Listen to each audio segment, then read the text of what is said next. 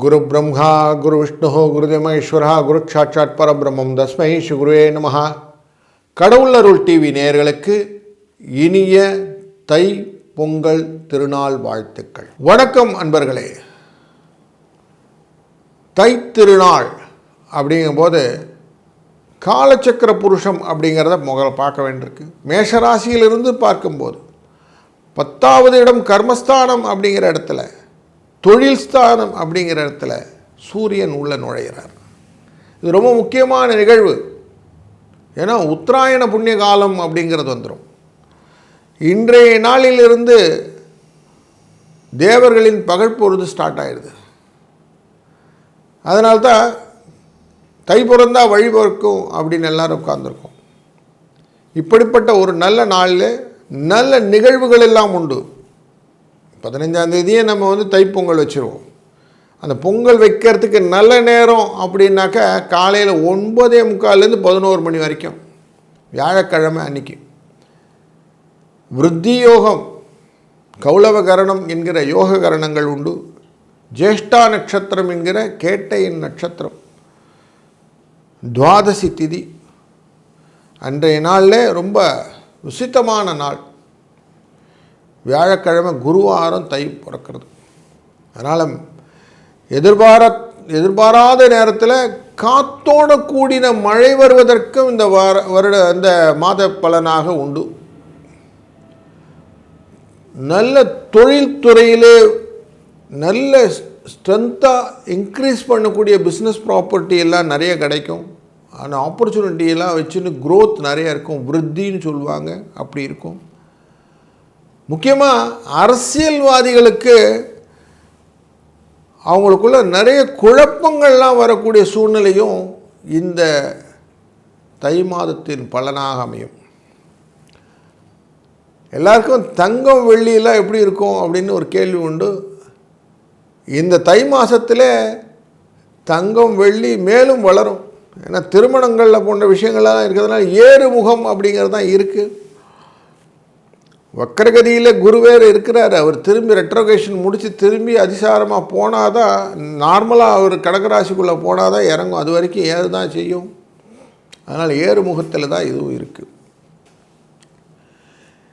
இந்த கேட்டை நட்சத்திரத்திலேருந்து ஆரம்பித்த சந்திரனின் பயணம் கேட்டை நட்சத்திரமாக முடியும். 29ஆம் தேதி தை மாதம் முடியக்கூடியதும் கேட்டை நட்சத்திரம் தான் முடியும். இந்த வருஷம், இந்த மாதம் கும்பரவிக்குள்ளே போகக்கூடிய அந்த காலகட்டம் வரைக்கும் இப்படி தான் இருக்க போகுது.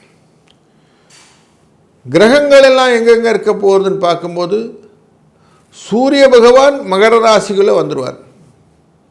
மாதக்கோளான சுக்கிரனும் தொடர்ந்து அவரோட இருப்பார் மகர ராசியில். வருடக்கோளான ராகு கும்பராசிக்குள்ளரையும் கேது சிம்ம ராசிக்குள்ளே இருப்பாங்க. வருடக்கோளான சனி பகவான் மீன ராசியில் இருப்பார். மகர ராசிக்கு அதிபதி அவர் மீன ராசியில் 3ஆம் இடத்துல உட்கார்ந்துருப்பார். ராசியின் 3ஆம் இடத்துல. குரு வக்கரகதியிலே மிதுனத்தில் இருப்பார். தன்னுடைய பார்வையை எங்கே செலுத்துகிறார்? சூரியனின் 2ஆம் இடமான கும்பராசிக்கில் செலுத்துவார்.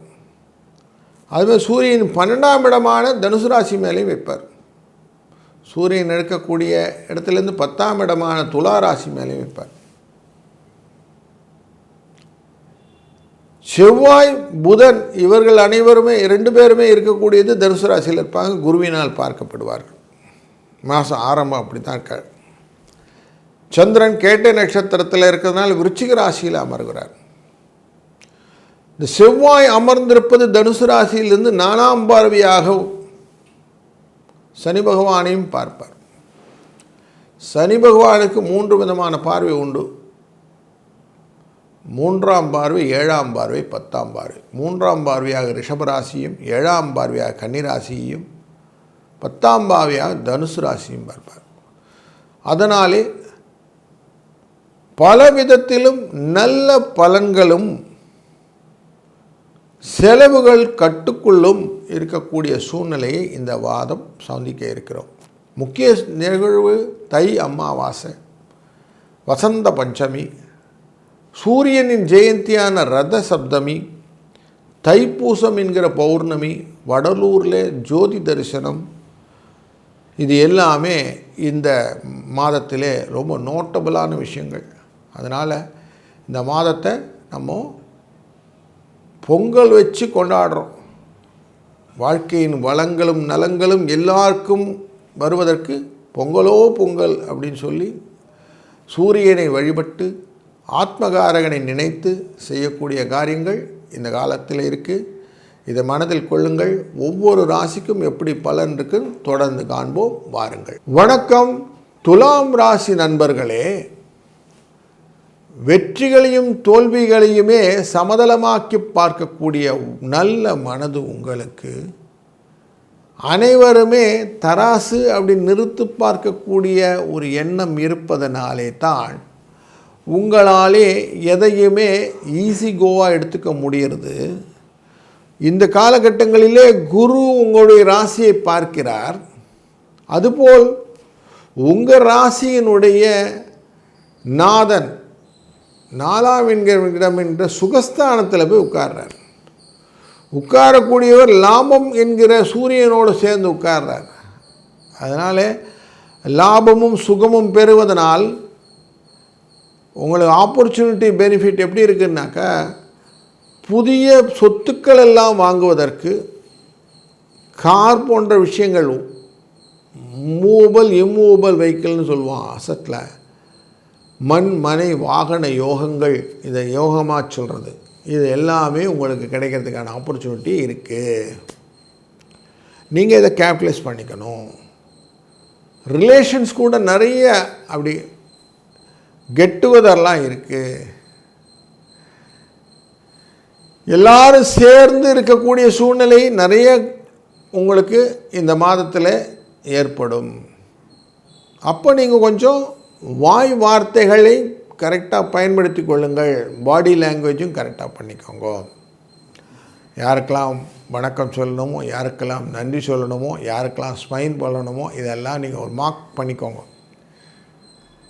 இல்லைன்னா பார்த்து எனக்கு சிரிக்கக்கூட இல்லை, பேசக்கூட இல்லை அப்படின்னு உங்களை சொல்லி காட்டிகிட்டு இருப்பாங்க.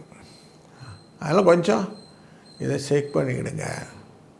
அதுக்கு நீங்கள் என்ன பண்ணணும், கொஞ்சம் மனசை ரிலாக்ஸ் பண்ணிக்கிறதுக்கு பக்தி மயத்தை கொண்டு வரணும். பக்தி பூர்வமாக இருந்துட்டிங்கன்னா பாதி விஷயம் சரியாக போச்சு. ஆரோக்கிய குறைபாடுகள் இருக்கும், ஆனாலும் சமாளித்து விடுவீங்க. ஏன்னா குரு பார்க்கிறாரு. உங்கள் முயற்சிகளிலே எந்த விதமான தடைகள் இருந்தாலும் வெற்றிக்கு வழிப்பை நீங்களே ஏற்படுத்திக் கொள்வீர்கள். லாபம் அப்படிங்கிறது உண்டு.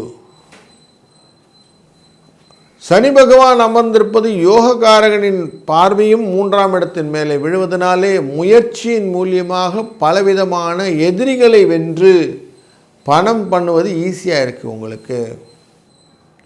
அது மட்டும் இல்லை, குருவின் பார்வை ரொம்ப ஸ்ட்ராங்காக உங்கள் ராசி மேலே இருக்குது, 3ஆம் இடத்தின் மேலே இருக்குது, பஞ்சமஸ்தானம் என்ற அதிர்ஷ்டத்துக்கு மேலே இருக்குது. அதனால் அது இஷ்டமாக உங்களுக்கு நல்ல விஷயங்கள்லாம் நிறைய நடக்கும்.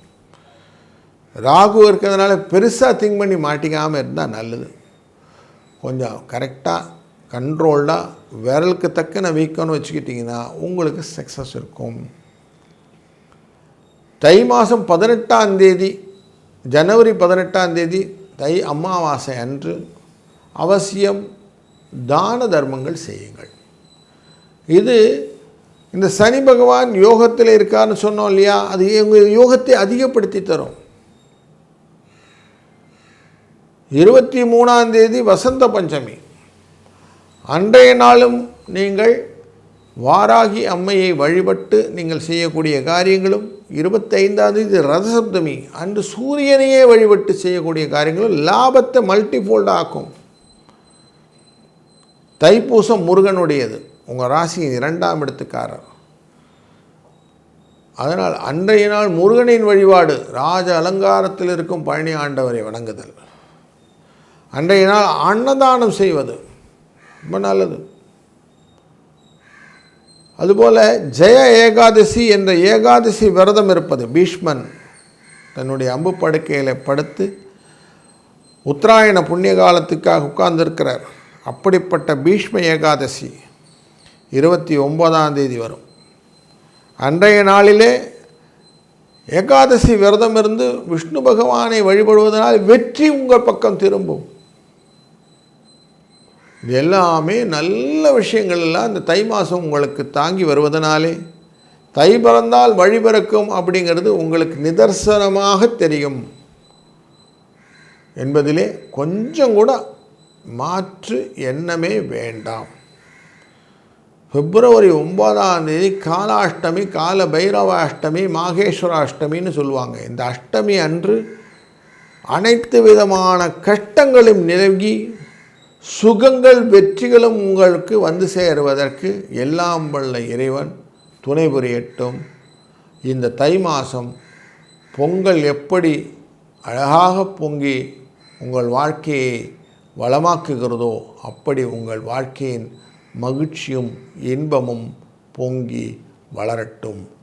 வாழ்க வளத்துடன். கடவுள் அருள் டிவியை பார்த்தமைக்க நன்றிகள். மேலும் இது போன்ற தகவல்களை தெரிந்து கொள்ள கடவுள் அருள் டிவியை சப்ஸ்கிரைப் செய்யுங்கள். மறக்காமல் பெல் ஐக்கானை கிளிக் செய்யுங்கள்.